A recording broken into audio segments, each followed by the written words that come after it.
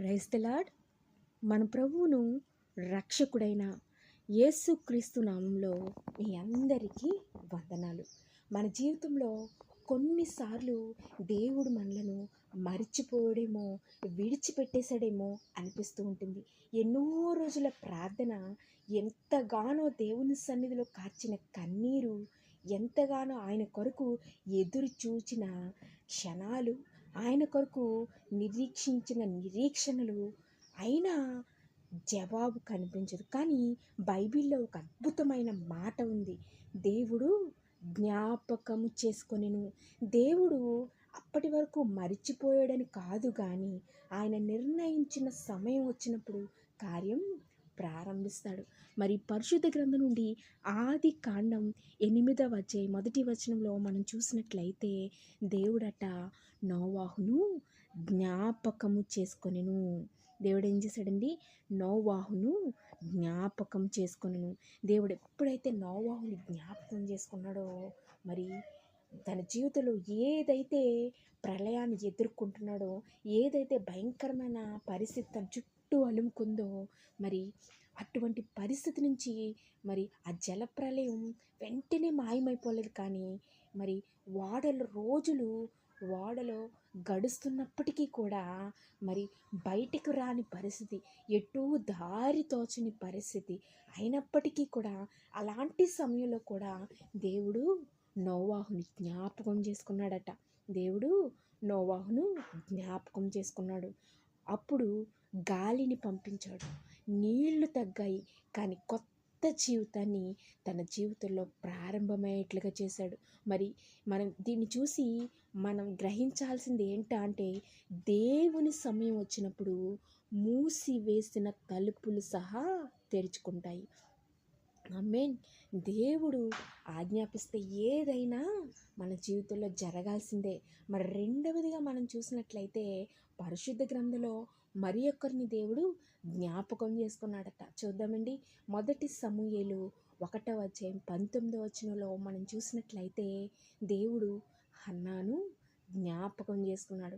Hannah జీవితాన్ని మనం చూసినట్లయితే తన జీవితంలో ఎన్నో సంవత్సరాల కన్నీళ్ళు, ఎన్నో రకాల అవమానాలు, తన జీవితంలో ఎంతో బాధ, ఎంతో దుఃఖం తన జీవితంలో అలుముకున్నప్పటికీ మరి తనెంత మాత్రం నిరీక్షణ కోల్పోలేదు. దేవుని మరి సన్నిధిలో మొర్ర పెడుతూనే ఉంది. ఆయన సన్నిధిలో వెక్కి వెక్కి ఏడుస్తూ తన ప్రార్థించిన ప్రార్థన చూసిన సేవకుడు ఏలీ చూసి కూడా ఏమన్నాడో మనందరికీ తెలుసు. మరి మత్తు రాళ్ళవై ఉన్నావా అని అడుగుతూ ఉంటాడు ఒకనొక సందర్భంలో. అంతగా దేవుని సన్నిధిలో మాటలు రాని పరిస్థితిలో కూడా ఆయనకి మొర్ర పెట్టుకున్నది హన్నా. మరి హన్నాని దేవుడు విడిచిపెట్టేశాడా? హన్నాని దేవుడు మరిచిపోయాడంటారా? మరి దేవుడు ఎంత మాత్రం హన్నాని మరిచిపోలేదు. ఆమెను జ్ఞాపకం చేసుకున్నాడట. దాని ఫలితమే కదా సమూయేలుని దేవుడు తనకు అనుగ్రహించాడు. కానీ మనం ప్రతి విషయంలో కూడా మనం తెలుసుకోవాల్సిన విషయం ఏమిటా అంటే, దేవుడంట ఆలస్యం చేస్తాడు, కానీ ఆయన ఎంత మాత్రం నిరాశపరచడు. ఎంత మాత్రం నిరాశపరచడు. ఎంత మాత్రం ప్రార్థన మరి ఆలకించకుండా మన ప్రార్థన త్రోసి వేసే దేవుడు మాత్రం కాదు. ఆయన ప్రార్థన ఆలకించే దేవుడు, ప్రార్థనకి జవాబు అనుగ్రహించే దేవుడు. తన జీవితంలో మరి 1 సమూయేలు 1-19 వచనాలు చదివినట్లయితే, 1:19 వచనం చదివినట్లయితే మరి హన్నా గురించి అక్కడ ఎంతో చక్కగా వ్రాయబడి ఉంటుంది. దేవునిపై ఎంత నమ్మకం ఉంచిందో, దేవుని కొరకు ఎంత ఎదురు చూసిందో, దేవుని కొరకు ఎటువంటి తీర్మానాలు తీసుకుందో, ఆ తీర్మానం తీసుకోవడం ఒకటంటే ఆ తీర్మానాల ప్రకారం ఎట్టి రీతిగా నిలబడిందో మరి హన్నా జీవితాన్ని చూసి మరి మనం తెలుసుకోవచ్చండి. మరి మూడవదిగా మనం చూసినట్లయితే నిర్గమకాండం 2వ అధ్యాయం 24వ వచనంలో మనం చూసినట్లయితే దేవుడు ఇశ్రాయేలీయులను జ్ఞాపకం చేసుకున్నాడు. చూసారండి, దేవుడు ఎవరిని జ్ఞాపకం చేసుకున్నాడు? ఇశ్రాయేలీయుల్ని దేవుడట జ్ఞాపకం చేసుకున్నాడు. వారిని చూసినట్లయితే 400 సంవత్సరాలు వారు బానిస జీవితం గడిపారు. భయంకరమైన జీవితం. ఎంత భయంకరం అంటే వారు కష్టపడటమే కానీ వారికి రెస్ట్ అనేది లేదనమాట.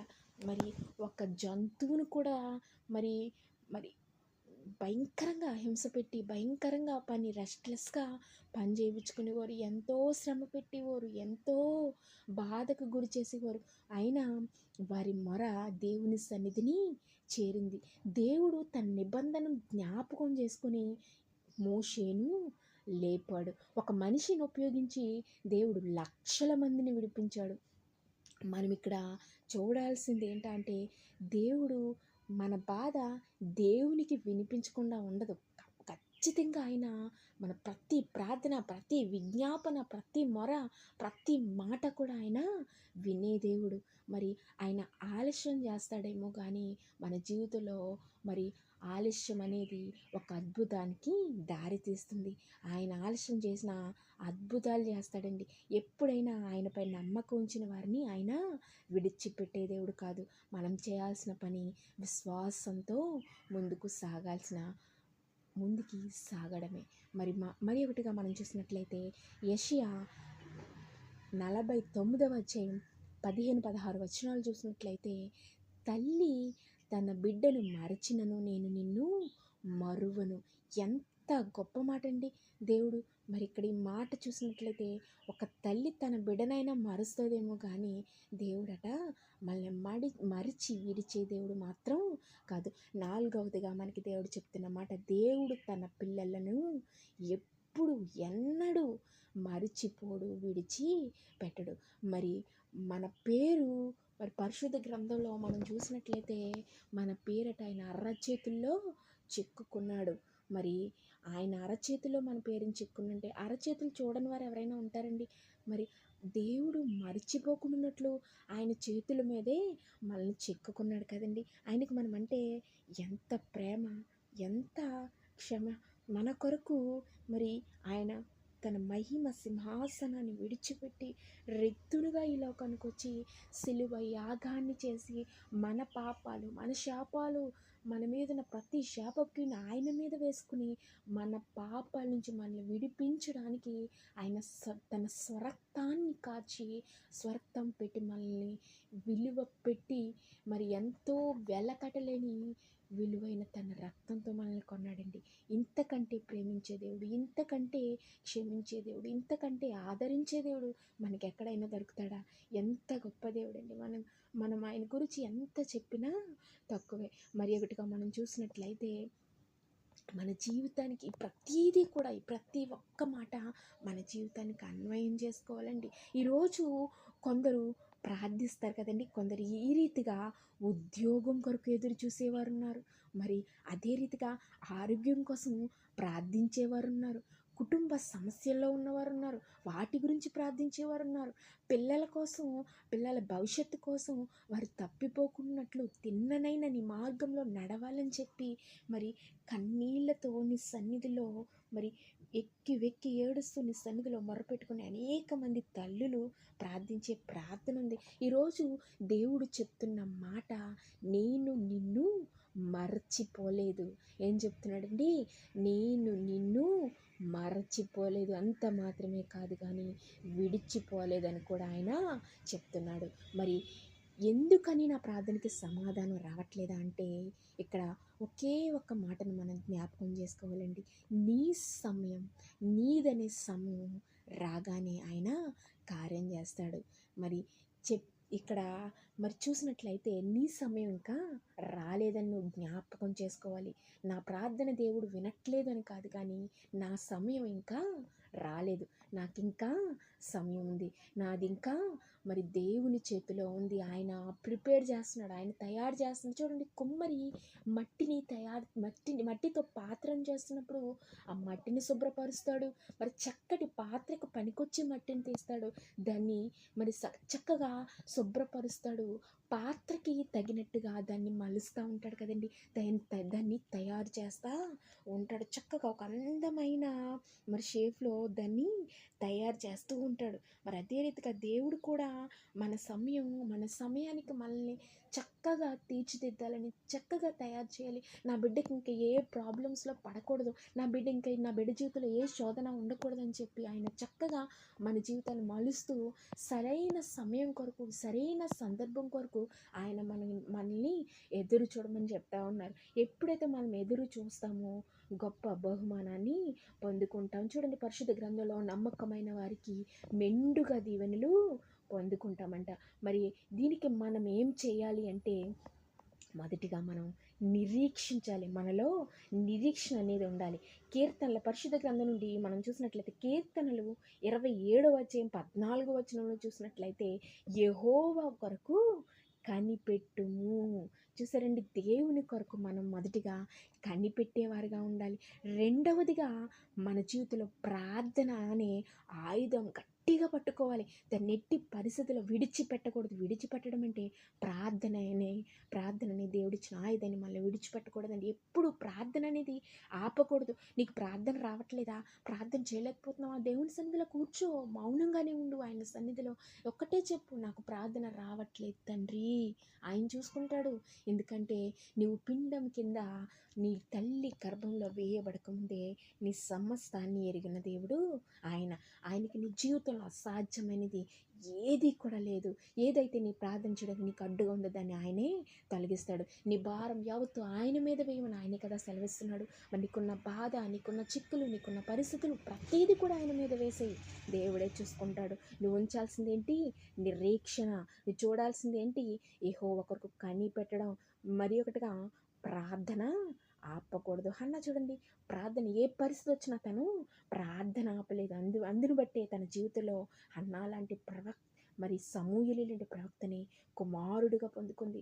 మరి రెండో వ్యక్తిగా మనం చూసినట్లయితే నోవా వలె విశ్వాసం కోల్పోకూడదు. ఎట్టి పరిస్థితి వచ్చినా, ఎలాంటి పరిస్థితి వచ్చినా, చుట్టూ భయంకరమైన ప్రళయము వచ్చినా నోవా నిలబడినట్లుగా, నోవా విశ్వసించినట్లుగా, నోవా లోబడినట్లుగా మనం కూడా అట్టి రీతిగా లోబడాలి. అట్టి రీతిగా విశ్వాసం కలిగి మరి ఆయనకి లోబడి ఆయన మాట చెప్పినట్టుగా చేసేవారుగా మనం ముందుకు సాగినప్పుడు మన జీవితంలో ఉన్నతమైన ఆశీర్వాదాలు పొందుకుంటాం. మరి ఒకటిగా మనం చూసినట్లయితే దేవునిపై నమ్మకం ఉంచాలి. మరి ఎప్పుడైతే దేవునిపై నమ్మకం ఉంచుతామో ఆయన సమయం ఎప్పుడు కూడా ఉన్నతమైనది, ఆయన సమయం ఎప్పుడు కూడా ఉత్తమమైనది. దాన్ని బట్టి మన జీవితంలో గొప్ప ఆశీర్వాదం పొందుకుంటాం. మనుషులు మనల్ని ఎప్పుడు కూడా మర్చిపోవచ్చేమో, ఒకవేళ స్నేహితులు మర్చిపోవచ్చు, బంధువులు కూడా చెప్పనవసరం లేదు, వారు కూడా మర్చిపోవచ్చు. కానీ దేవుడు తన పిల్లలను ఎప్పుడు ఎన్నడూ కూడా మరచిపోడు, విడిచి పెట్టడు. ఈరోజు ఆలస్యం కనిపించిన రేపు దేవుని మహిమ కనిపిస్తుంది, మన జీవితంలో ఆయన అద్భుతం కనిపిస్తుంది. కాబట్టి నిరుత్సాహపడకండి. దేవుడు నోవాహును జ్ఞాపకం చేసుకున్నట్టే హన్నాను జ్ఞాపకం చేసుకున్నట్లే, ఇశ్రాయేలీలను కూడా జ్ఞాపకం చేసుకున్నట్లే నిన్ను కూడా ఒకరోజు జ్ఞాపకం చేసుకుని తన సమయానికి అద్భుతమైన కార్యం చేయబోతున్నాడు. మీరు నమ్మిక మాత్రం ఉంచాలి. పరిశుద్ధ గ్రంథం నుండి ఒక మాట మనం జ్ఞాపకం చేసుకున్నట్లయితే ఈ సమయంలో యెషయా 40వ అధ్యాయం 31వ వచనంలో మనం చూసినట్లయితే, యెహోవా కొరకు కనిపెట్టువారు నూతన బలము పొందుదురు, వారు పక్షి రాజుల వారి రెక్కలు చాపి మరి ఎగురుదనే వాక్యం సెలవిస్తూ ఉంది.